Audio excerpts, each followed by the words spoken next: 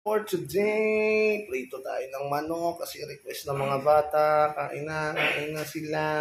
Dito na tayo. Let's go! Tayo mga kabulaw na. Salang na natin yung first batch.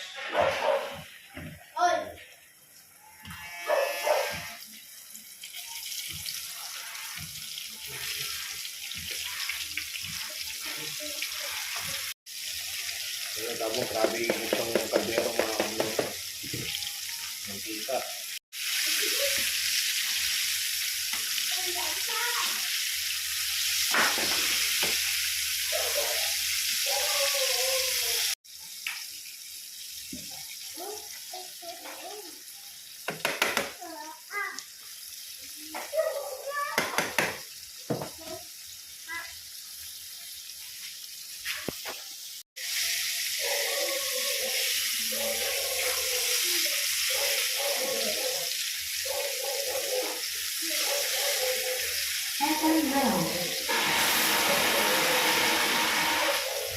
Una mga kabulaw dyan.